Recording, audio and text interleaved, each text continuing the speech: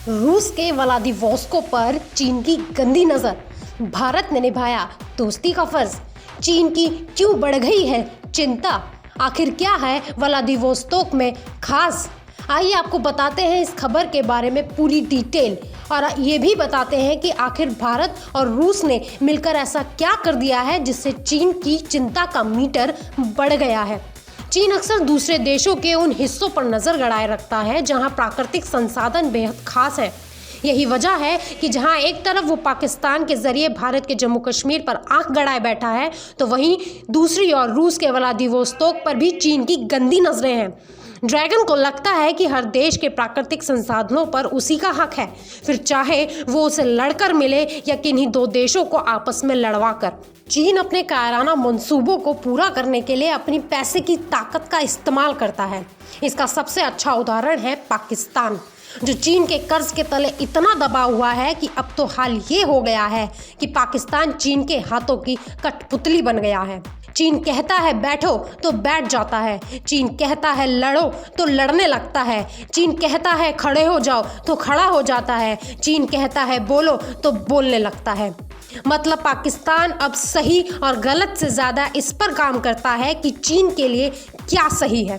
पाकिस्तान एक कमज़ोर और चीन के कर्ज तले दबा हुआ देश है, इसलिए चीन की नापाक साजिशों का शिकार हो जाता है। लेकिन अपनी ताकत के नशे में चूर चीन को यही लगता है कि जैसे पाकिस्तान उसके शिकंजे में फंस गया है, वैसे ही दूसरे देश भी फंस जाएंगे। वो कहते हैं ना कि सावन के अंधे को हरियाली ही हरियाली दिखती है, चीन का भी वही हाल है। कभी उसे ताइवान चाहिए तो कभी उसे रूस का व्लादिवोस्तोक। जी हाँ, सही सुना आपने, रूस का व्लादिवोस्तोक। चीन रूस के इस शहर पर गिद्ध की तरह नजरें गड़ाए बैठा है। उसे यहाँ के प्राकृतिक संसाधन चाहिए। इस शहर में प्राकृतिक संसाधनों की कितनी बहुलता है, इसे ऐसे समझिए कि इस जगह को दूसरा बलूचिस्तान भी कहा जाता है। मतलब ये कि यहाँ जो संसाधन हैं उन्हें कभी सही तरीके से इस्तेमाल ही नहीं किया गया, इसलिए चीन को लग रहा है कि बस कैसे भी करके उसे ये जगह मिल जाए। चीन बेचैन है, बौखलाया हुआ है, और उसकी बौखलाहट को बढ़ाने का काम किया है भारत ने, जिसके बाद एक तरह से चीन के जले पर नमक छिड़क गया है। दरअसल रूस और भारत ने चीन के मंसूबों पर पानी फेरने के लिए हाथ मिला लिए हैं, और दोनों देश अब चेन्नई व्लादिवोस्तोक मैरीटाइम कॉरिडोर पर काम कर रहे हैं। इस कॉरिडोर के जरिए तमिलनाडु की राजधानी चेन्नई को रूस के इस शहर से जोड़ा जाना है। इस नए सी रूट के बाद रूस और भारत के बीच ट्रांसपोर्टेशन में सिर्फ 24 दिनों का ही समय लगेगा। अभी यूरोप के रास्ते आने वाले सामान को भारत और रूस तक पहुंचने में करीबन 40 दिन का समय लगता है। यूं तो इस बात का ऐलान साल 2019 में ही कर दिया गया था, जब पीएम मोदी ने ईस्टर्न इकोनॉमिक फोरम में शिरकत की थी, तो उसी समय इस पर चर्चा भी हुई थी। पीएम मोदी ने रूस के इस हिस्से के विकास के लिए $1 अरब की मदद देने का ऐलान किया था। बस तभी से चीन के दिन का चैन और रात की नींद उड़ी हुई है। वो चिंता में है कि कहीं उसके हाथ से ये हिस्सा ना निकल जाए। चीन की चिंता का अंदाज़ा इस बात से लगाइए कि हाल ही में हुए ईस्टर्न इकोनॉमिक फोरम में चीन ने अपना सबसे महत्वपूर्ण व्यक्ति भेजा था, क्योंकि चीन को डर है कि कहीं वो भारत की कूटनीति के आगे फेल ना हो जाए। इस बात से ही अंदाज़ा लगाया जा सकता है कि कहीं ना कहीं चीन को अब इस हिस्से को लेकर घबराहट होने लगी है, क्योंकि भारत पहले भी कई बार चीन को कूटनीतिक मात दे चुका है। इसलिए चीन इस बार किसी भी तरह की लापरवाही बरतना नहीं चाहता। अब आप ये सोच रहे होंगे कि आखिर इस जगह में ऐसा भी क्या है जो चीन के लिए ये इतनी ज़रूरी है, और इस जगह को लेकर भारत का प्लान क्या है। भारत के प्लान के बारे में जानने से पहले ये जानिए कि आखिर ये शहर कहाँ है। व्लादिवोस्तोक रूस के पूर्वी हिस्से में पोर्ट सिटी में है, जो चीन और साउथ कोरिया के बॉर्डर से लगता है। ये जगह ट्रांस-साइबेरियन रेलवे का टर्मिनस है, जो इसे मॉस्को से जोड़ता है। रूस की राजधानी मॉस्को से अगर ट्रेन के जरिए यहाँ के लिए निकला जाए तो एक हफ्ते में व्लादिवोस्तोक तक पहुँचा जा सकता है। व्लादिवोस्तोक जापान के समुद्र के साथ तटीय सीमा साझा करता है। साथ ही यहाँ पर एक सेंट्रल स्वात भी है, और सेंट्रल स्वात में हर साल उन रूसी सैनिकों को श्रद्धांजलि दी जाती है जिन्होंने जापान के साथ युद्ध में अपनी जान गंवा दी थी। यहाँ से ईस्टर्न चाइना सी काफ़ी पास है, जिस पर चीन और जापान दोनों ही दावा ठोकते हैं। मतलब इस इलाके का प्राकृतिक महत्व तो है ही, अंतर्राष्ट्रीय महत्व उससे भी कहीं ज़्यादा है। और सबसे बड़ी बात, इस इलाके का ईस्टर्न चाइना से जुड़ा होना है।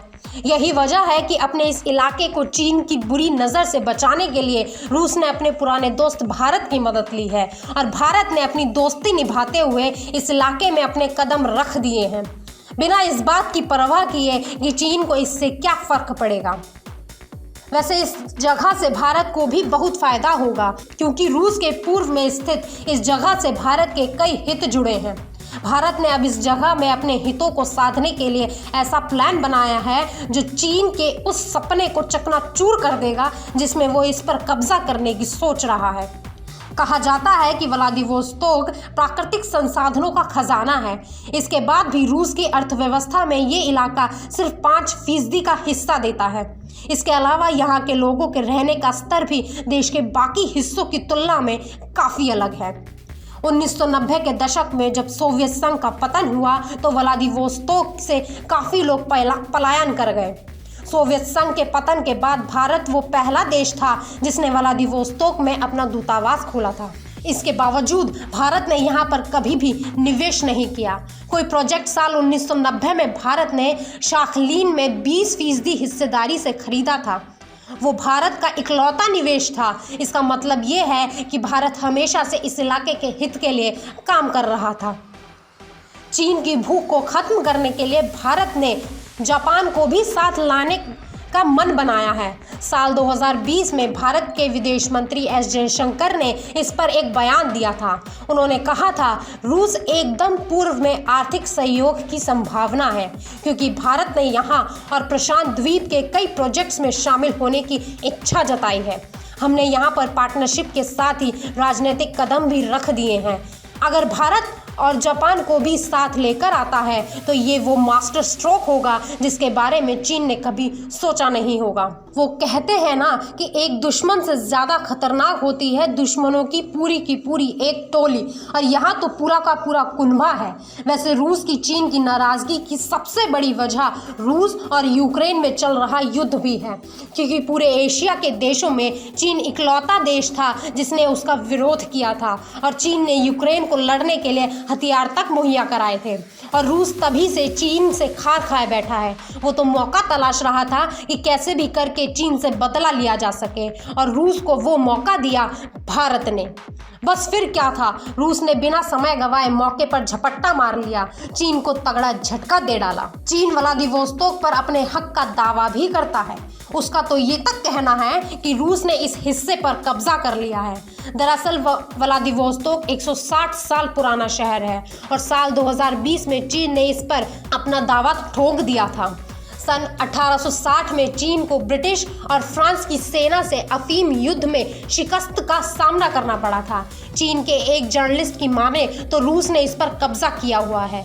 उन्होंने लिखा था, व्लादिवोस्तोक जिसका शाब्दिक अर्थ है पूरब का शासक, और इसका इतिहास सन 1860 से है जब रूस ने यहाँ पर एक मिलिट्री बंदरगाह बना लिया था, लेकिन शहर हाइशेनवाई था और यहाँ चीन की ज़मीन थी।